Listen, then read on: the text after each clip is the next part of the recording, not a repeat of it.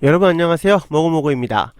皆さんが大好きなドラマ、トギを見てみると、スクチョンという王様が出てくるんじゃないんですか。で、このスクチョンという名前はですね、実際は強い意志を持ち決断をしていた王に子孫たちがつけた名前なんですよね。実際ドラマ、トギを見てみると、いつも笑顔で優しそうで、自分がとっても好きだったチャンイビンが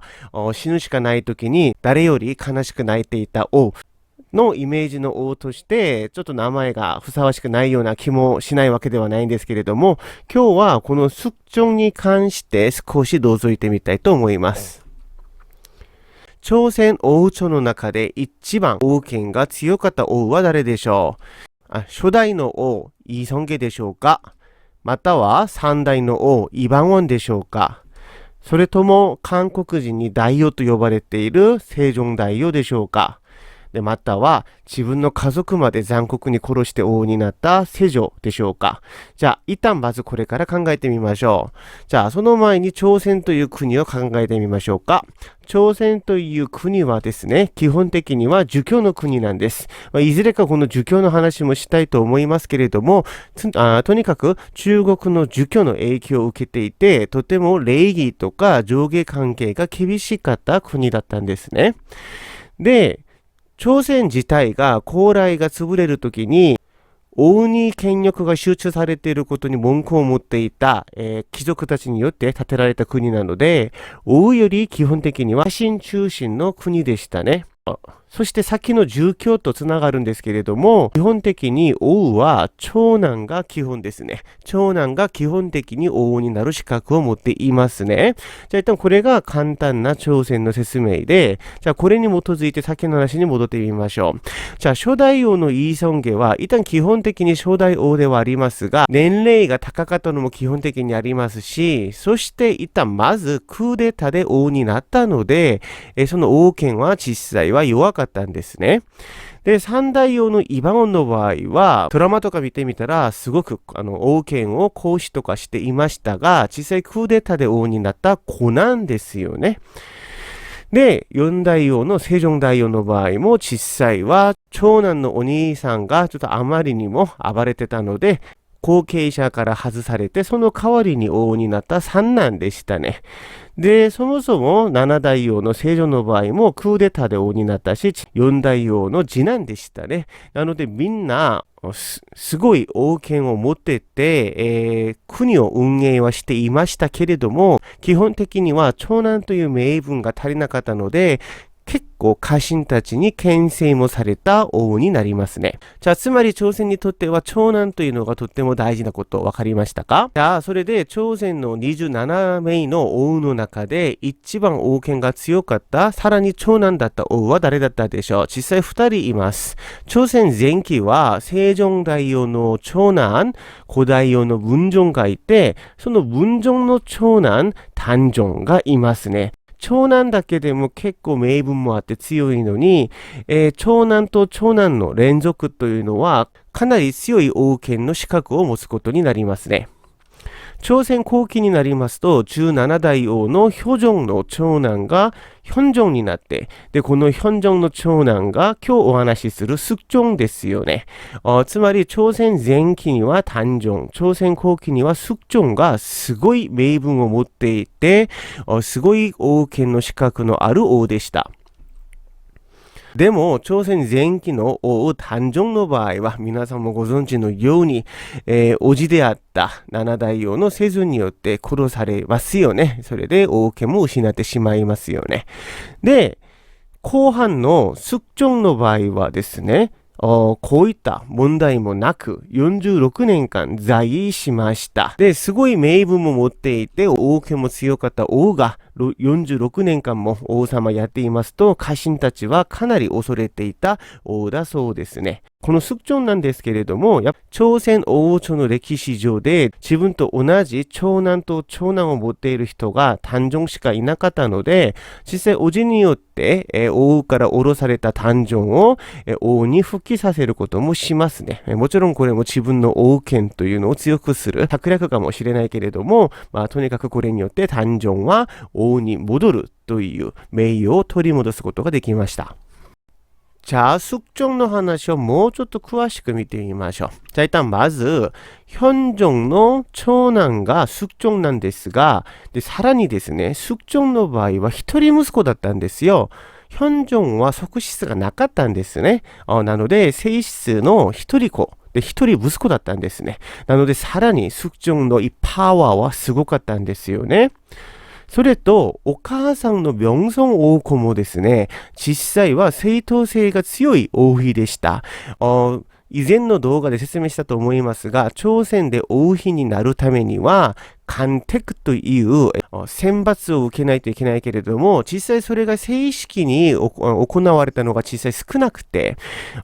でその中で、この明尊王子はですね、その選抜というのもちゃんとする段階で、正式に通過して、で、普通に王様の王位として活躍した人なんですよね。つまり、숙종はですね、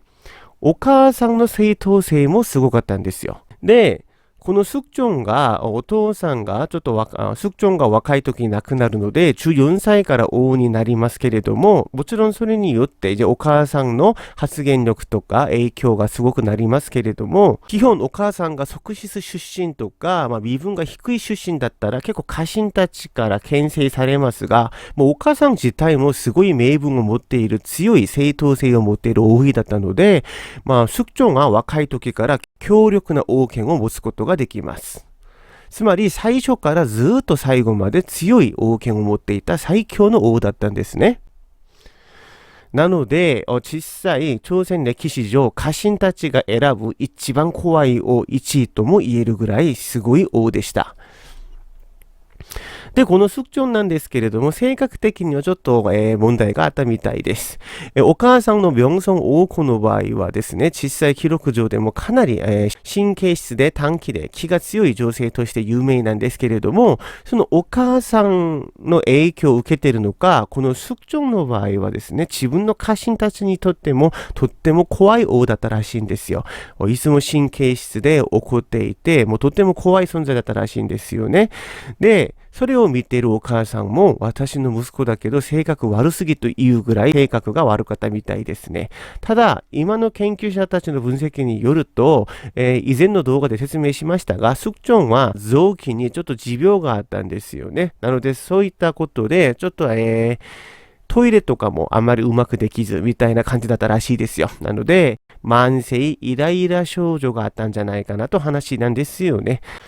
これ私が考えてみたんですけど、こんな感じじゃないんですか？例えば皆さんが一年中ずっと濡れた靴下でなんかどこかに会社を行ったりとかすることになると、誰でも神経質になるんじゃないんですか？おそらくそういった感じではないかなと私は思いますね。で、とにかく숙종なんですけれども、実際숙종はですね、皆さんこのカンドラとか見てみたら、王様がこっそり、夜中とかお城から出ていて、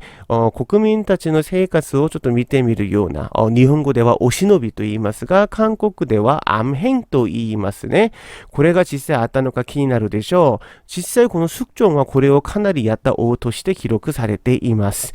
つまりこの암행ということを何回も行うことで、実際の自分の民がどういった生活をしているのか、ちゃんと幸せに暮らしているのかをとっても気にしてた王だったんですよね。なので実際、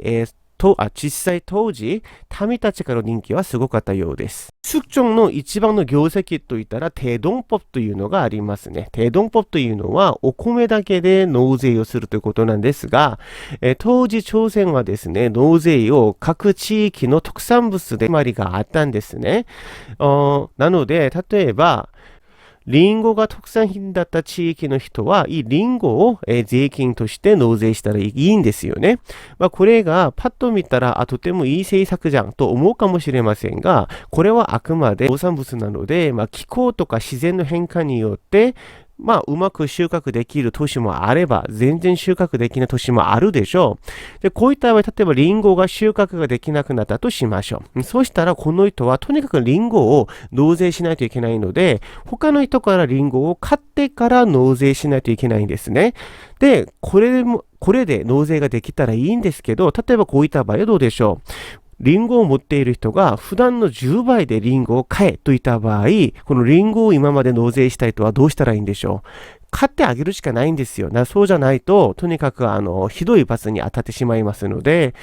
10倍でも仕方なく買って納税しないといけない。これによって、普通の旅の生活はさらに大変なことになったそうですね。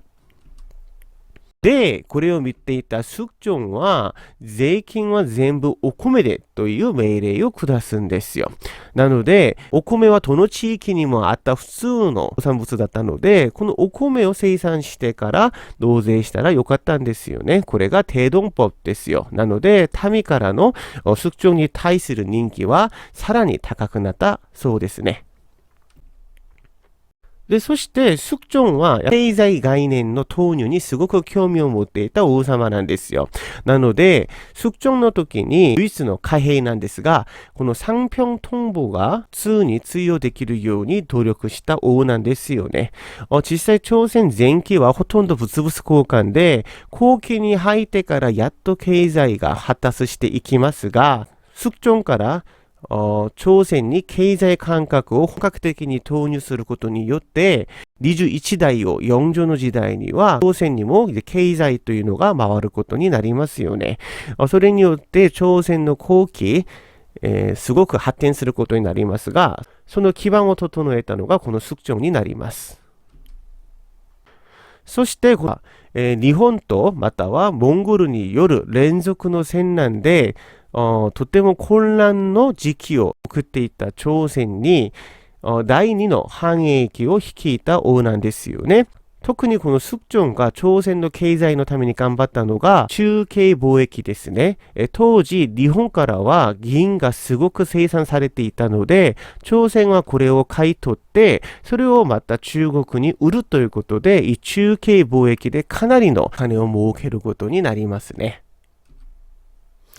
じゃあ、ここまで見てみると、スクチョンは、私が以前の動画で言ってるように、愛民精神もありますし、朝鮮の経済のために、すごく頑張った王だし、で、王権も強かったし、いろんな目でほぼ完璧な王じゃないんですが、性格は置いといて。で、ここで一つ疑問ですね。どうしてスクチョンは大王ではないのか、今の韓国人にとって大王と呼ばれないのか、条件は十分じゃないんですか。それは、한국 정치ですよね。これがスクチョンといえばこれなんですけれども、簡単に言いますと、政治の争いによる政権交代と殺戮ですよね。どの派閥も圧倒的な力を持つことではなく、お互いバランスよく、お互い牽制させるような政策ですよね。じゃあ、一旦、まずここでですね、どっちかと言ったら、スクチョンがなんで大王になってないのかと話なので、皆さんが大好きなトギのチジニさんの写真から、一番スクチョンの本当の姿を描いたと言われているドラマ、テバクのチェ・ミンスーさんに写真を変えますね。じゃあ、一旦、先ほどのヒョンジョンの話に戻ってみましょう。18代王のヒョンジョンの場合は、朝鮮王朝の中で一番優しい王と言われていますが、実際このヒョンジョンから始まったんですよ。バランスよく政治しなさい。当時、このソインたちがあまりにも力を持てたので、ヒョンジョンは、ソインの独裁ということになってしまうので、ちょっと難民に力を入れてあげますよね。で、それでソインの権力を少し下げて、お互いのバランスを合わせようとしていたんですよ。で、その息子である、このスクチョンの場合も、最初はですよね、もうお父さんの意思もあるし、実際やってみたら難民たちが優しそうだったので、難民と政治しようかなと思って、前半は結構難民と一緒に政治をしていくんですね。でもある日、事件が起きるんですよ。難民のとっても有名な人のお家でパーティーがありました。その時このスクチョンもこのパーティーのことをしていたんですけれども、で、そのパーティーの時にいきなり雨が降り始めたんですよ。それを見ていたスクチョンは油テントを貸してあげなと言いますが、油テントっていうのはですよね、面の部分に油を塗ってですね、雨がテントの中に漏れないように作っていた、今のだったら傘のようなものなんですけれども、昔はそれぐらいの技術がなかったので油を塗ってたらしいんですよね。ただとても高いものだったので、これ王様専用だったんですよ。なので、このスクチョンとしては、自分が仲良かった難民だったし、なので王様の権限である油テントを貸してあげようとしたんですので、それで自分の秘書であたるトスンジを呼んでですよね、これを命令したんですよ。で、それを聞いたトスンジが実際パーティーの場に行ってみたらですね、すでにこの難民の偉い人は、王様の倉庫からこの油テントを取り出して使っていたんですよ、勝手に。それを見たトスンジは戻ってから報告しますよね。もう使っておりましたって言ってたら、それを聞いたスクチョンは、殺せという命令を下すんですね。これによって難民たちは全部ボコボコにされるんですよ。これを경신 황국と言います。スクチョンが初めてやった황국なんですけれども、これによって難民たちはボコボコにされますよね。1680年のことです。実際はテントだけでこうやって難民たちを叩き潰すというのは実際できないんで、今の研究者たちは、もともと難民が強かったのでバランスを合わせるために、いずれか難民たちをボコボコにさせる予定はあったものの、そのきっかけとしてこのテント事件を利用したんじゃないかなという目線もありますね。それによってサインたちがまた権力を握ることになりますが、サインたちはですね、もともとちょっと王様のことをバカにする制度なんですよ。なので、ずっとスクチョンにこうやって言いますね。王権弱化、家臣の権利強化みたいな感じをずっと言い続けるから、スクチョンはこれもやっぱり気に入らないでしょう。で、その時にちょうどいいタイミングで、スクチョンがとっても愛していたチャン・スゴン、チャン・イビンですね。チャン・イビン難民の人なんですけれども、スクチョンがあんなに待ちに待った長男を産んでくれるんじゃないんですか。で、スクチョンは本当に喜んでですね、この、側室ではあったけれども、この息子を帝座の予定、원손にすると宣言して、もちろんこれを聞いていた서인たちは自分たちの反対の派閥の所属の側室が産んだ息子が王様になると、自分たちの権力に邪魔になるんじゃないんですか。なので、もちろん猛反対するでしょう。ダメダメダメと言います。これでスクチョンはこの서인たちの一番上の人を殺してしまうんですね。これによって서인たちもまたボコボコにされてしまいますし、それでまた難民の時代が到来します。を기사황국と言いますね。スクチョンがやった2回目の황국で1689年行いました。その後、難民たちが権力を握ることになりますね。で、その時に皆さんがよくわかっているチャン・ヒジェがもう難民ですけれども、この人たち中心になって結構権力を握って国を運営することになります。で、なぜかしらスクチョンはですね、これも気に入らなかったでしょう。なので、もう一度황국をやりますね。これによって難民たちがボコボコになりますが、これが갑술 황국ですね。1694年ですね。この갑술 황국が皆さん一番大事ですが、なぜかと言ったら、この갑술 황국とつながって、無語의 옥という事件が起きますよね。1701年。これによってチャン・イビンが死刑されて、で、結局、難民たちは壊滅してしまいます。再起不能まで落ちてしまいますよね。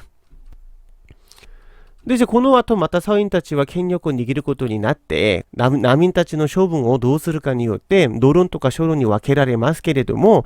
とにかく何回もこうやって殺戮まみれの、政治交代を見たこのサインたちは、その後からは、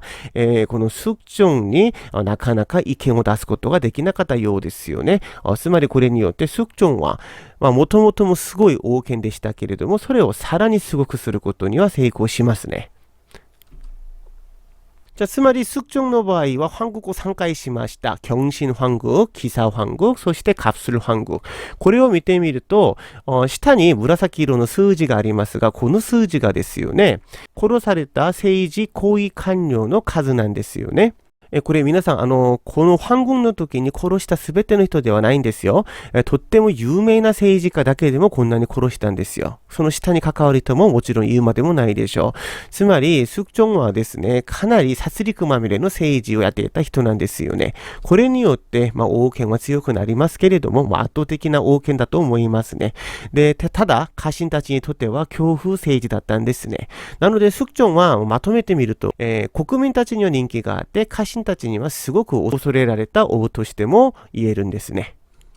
ここまで見たスクチョンで考えてみると、スクチョンがこうやって황국をした理由は短期だから、または王権の強化のため、私はやっぱり王権の強化のためだとは思いますよね。日本が文禄の役を起こした時に、孫女は誰より早く中国に逃げようとしたんですよね。無事にイ・スニン将軍によって文禄の役が終わりますけれども、その時にやっぱり戻ってきた孫女は、やっぱり王権というのはほぼないぐらい、もうみんなから信頼性というか、